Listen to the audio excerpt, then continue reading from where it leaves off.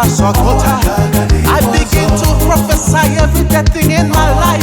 Begin to come alive, come alive, come alive, come alive.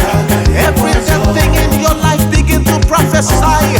Say, come alive, come alive, come alive, come alive, come alive.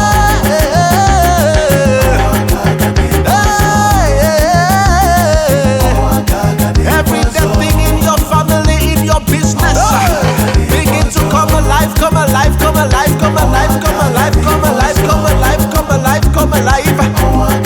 Every galikete ya basho na bakayera.